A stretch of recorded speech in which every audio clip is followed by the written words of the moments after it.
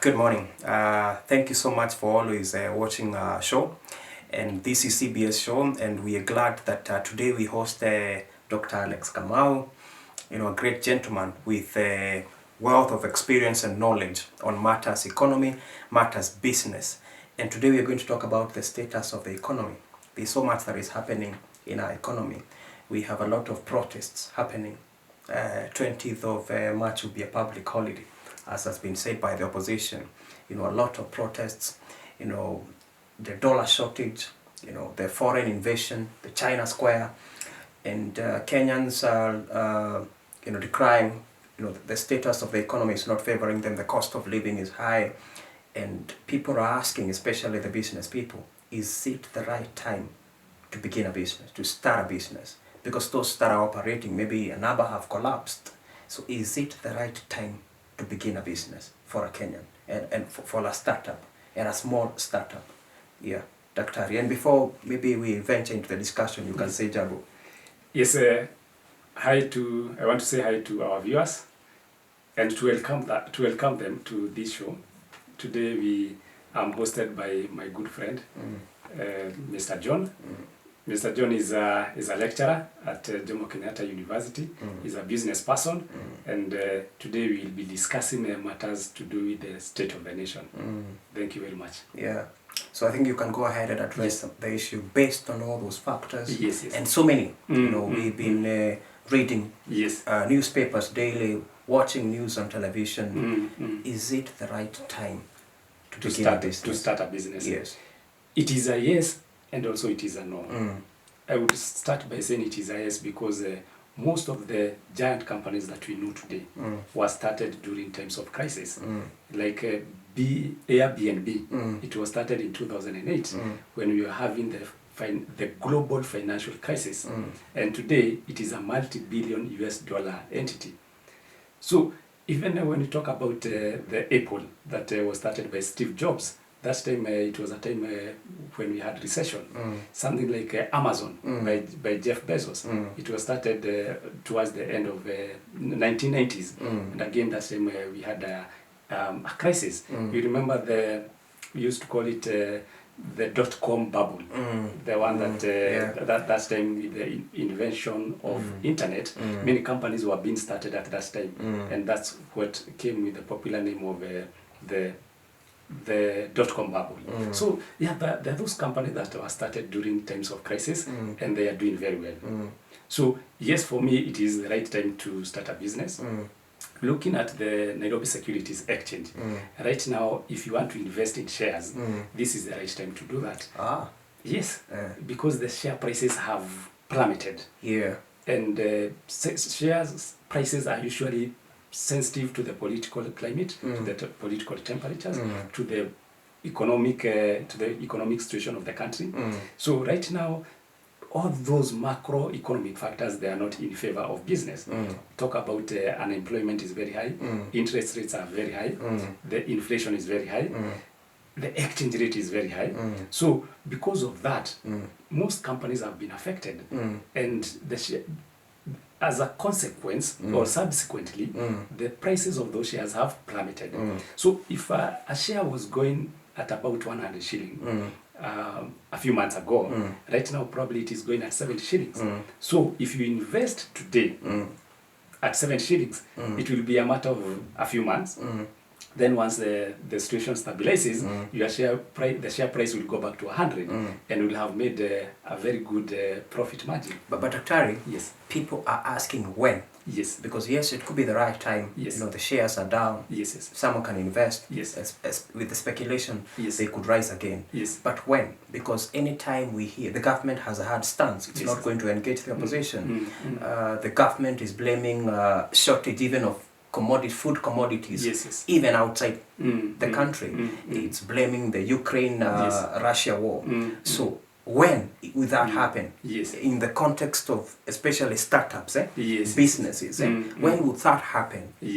So that we again do not tie up capital in shares, and we don't know when we will ever, get capital gains from them. Even in the context of a startup. When is that? It's a very good question. in economics, we usually have economy has cycles. There are times of boom, there are times of recession, and every recession is followed by a boom, and every boom is followed by a recession. So right now we are at recession. So it is only a matter of time that we will go back to the boom, because for instance, what happens during the times of times of boom, the interest rates are usually very high, and initially the interest rates are usually very high during the time of boom, and the reason interest rates are very high is because during the time of boom we have inflation, because what boom means is that citizens have a lot of money circulating. The purchasing power is power is high. Yeah. So all of a sudden inflation goes up. At that time of boom, the companies are doing a lot of production. Employment is very high, unemployment is low. But now, because of the increased purchasing power, inflation kicks in, and now for the government to manage that, it increases the interest rates. So, and that's what leads us to recession. So now, what the government is supposed to do after some point is also to reduce the interest rates, because when the interest rates are high, Kenyans are not able to borrow. Even the banks are not giving out those loans. But if the government wants now us to resume and to end the process of recession, ceteris paribus meaning other factors held constant, is it would now lower the interest rates, and then people are encouraged to borrow more, and from there companies starts to increase the production. Then the purchasing power is higher, the demand for commodities rises, then everything goes back to normal. Fair enough. So when that is likely to happen, it is not very easy to answer that question, because now the situation that we are in, it's not only informed by the local context in terms of we as the country, as a country, but we have the global factors coming into play. As you said, the issue of Ukraine, Russia war, and even the strengthening of the US dollar. So it might take longer than expected, but definitely it will. It will happen. It will happen. And then finally, Daktari, yes. Because before we take a break, yes. Do you think the government is doing what's supposed to do?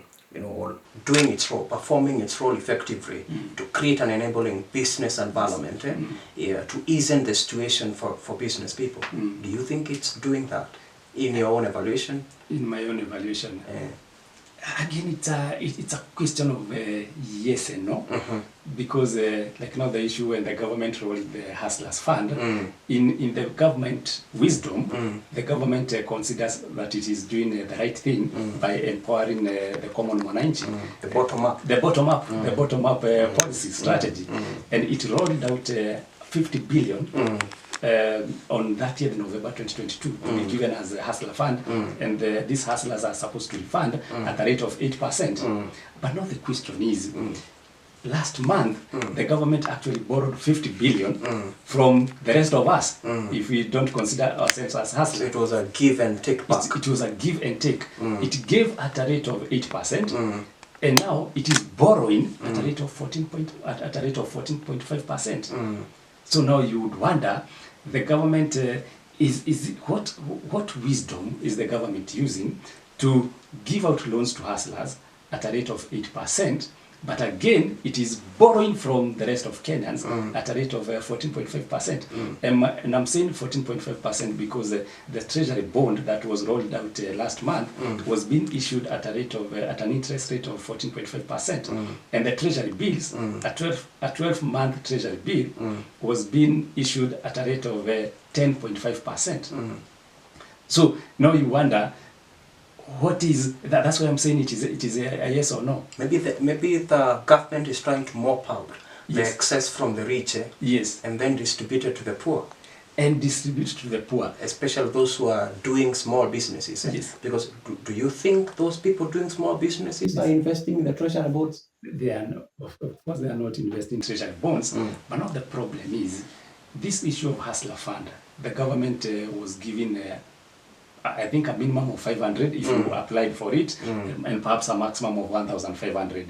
Now, that amount of money is not enough for someone to start a business with.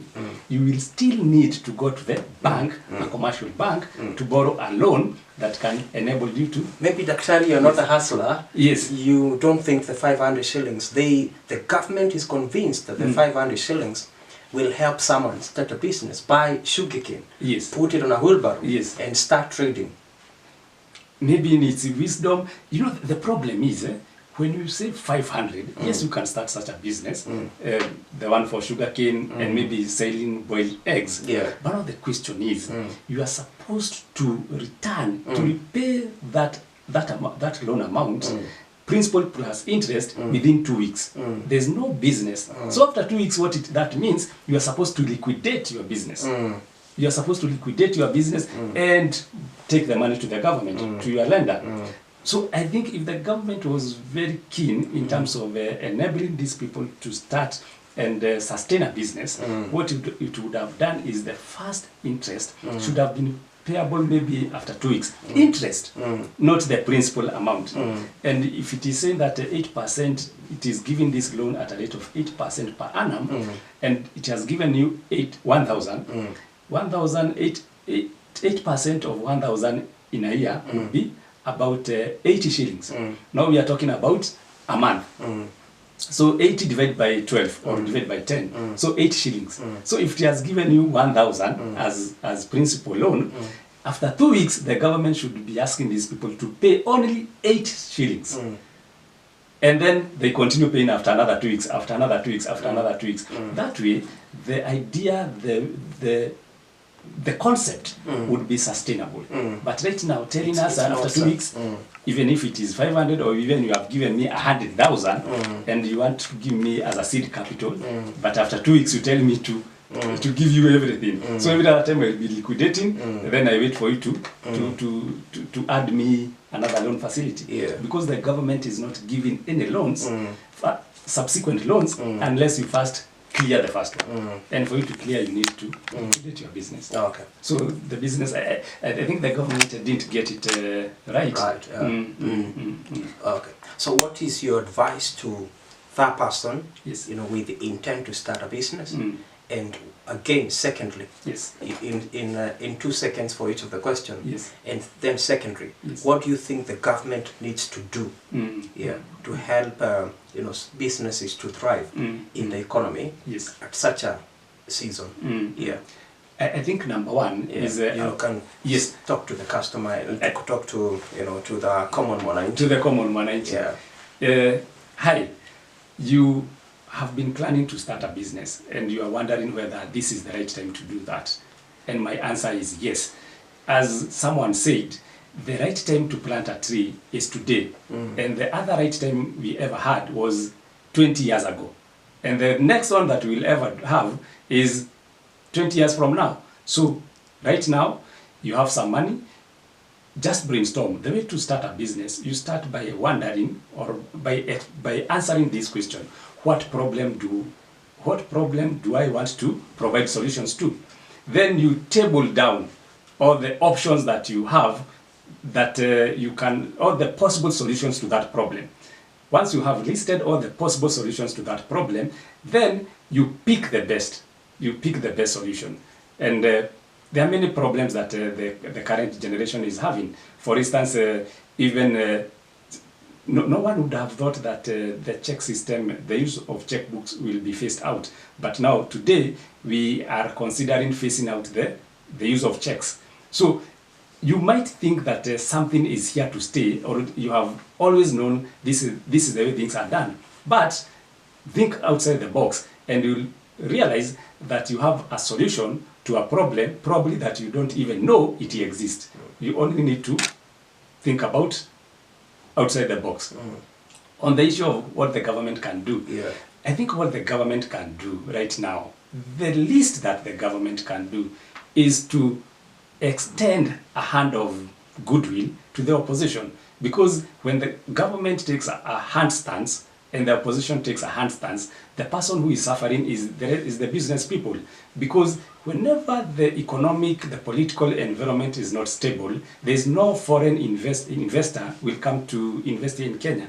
So I think there are many things that the government can do, but to start with, it should find a way of making peace with the opposition so that they work together, and whenever there is peace, every other person will thrive.